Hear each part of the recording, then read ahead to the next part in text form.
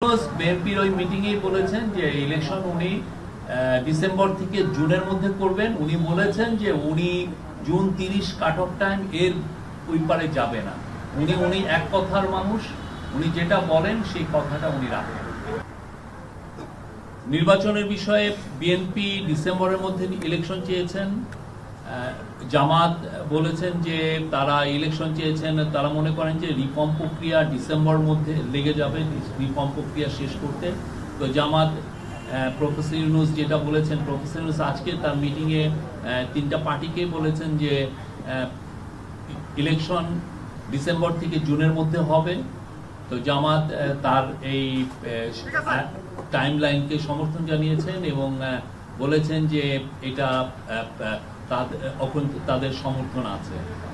এনসিপিও একই, তার ইলেকশন কমিশনের বিষয়ে এনসিপি এবং জামাত বলেছেন যে তারা মনে করে না যে এখন যে এই অবস্থায় আছে তাতে লেভেল প্লেইং একটা ফ্রি অ্যান্ড ফেয়ার ইলেকশনের জন্য যে পরিবেশ দরকার সেই পরিবেশটা নাই এবং এটা কোনো লেভেল প্লেইং ফিল্ড নাই।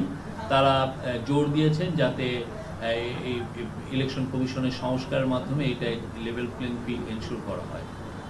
আর সংস্কারের বিষয়ে প্রফেসর আলিস রিয়াজ বলেছেন যে সংস্কার প্রক্রিয়া মিড জুলাইয়ের মধ্যে শেষ করে জুলাই চার্টারটা গৃহীত হবে এবং জুলাই প্রোক্লেমেশনের বিষয়েও আমাদের কাজ হচ্ছে এবং আমরা আশা করছি যে খুব দ্রুত এই কাজটা শেষ হবে।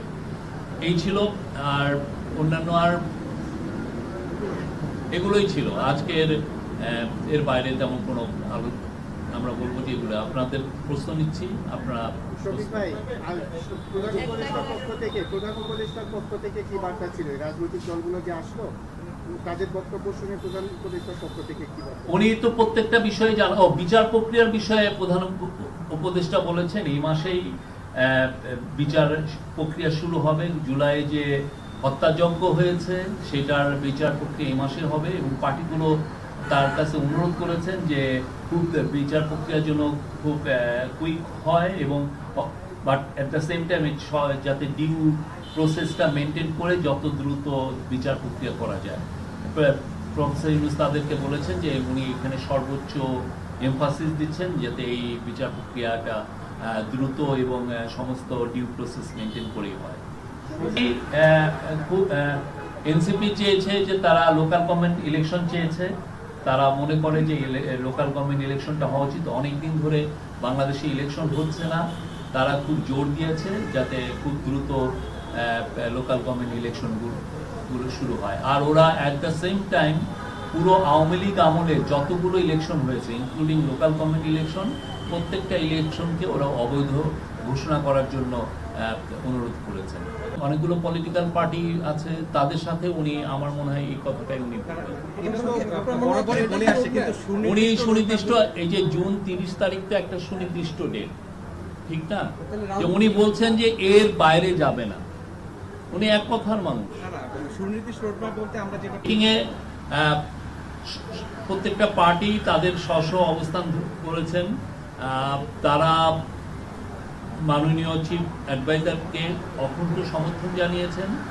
তারা বলেছেন তার নেতৃত্বে তাদের আস্থা আছে এবং তারা বলেছেন যে কেউ বলেছেন যে তারা বেশ কিছু রিপোর্ট করেছেন যে উনি পদত্যাগের বিষয়টা উনি ভাবছেন। তো সে বিষয়ে তারা বলেছেন যে পুরো বাংলাদেশ সবাই এই চিফ অ্যাডভাইজারের নেতৃত্বে আস্থা আছে এবং তাকে অনুরোধ করেছেন যাতে উনি এই ওনার নেতৃত্বেই যেন বাংলাদেশে একটা ফ্রি অ্যান্ড ফেয়ার ইলেকশন হয়। ওনার নেতৃত্বে ওনাদের অকুণ্ঠ সমর্থন জানিয়েছেন। প্রফেসর আলিস রিয়াজ ছিলেন। আর প্রথম মিটিংয়ে বিএনপিতে 4 জন ছিলেন। খন্দকার বিএনপির স্ট্যান্ডিং কমিটির মেম্বার ডক্টর খন্দকার মোশাররফ হোসেনের নেতৃত্বে। আর জামাতের মিটিংয়ে 2 জন ছিলেন, জামাতের আমির এবং জামাতের নায়েবে আমির।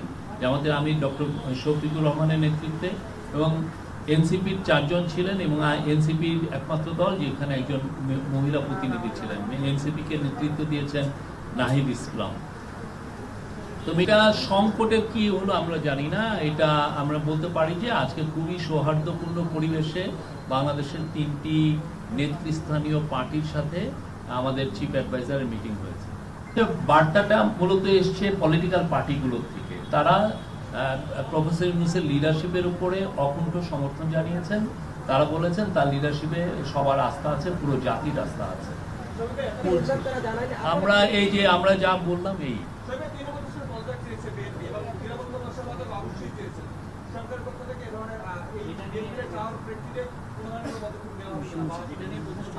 উনি এটা শুনেছেন। শফিক ভাই, আজকে যে 3টা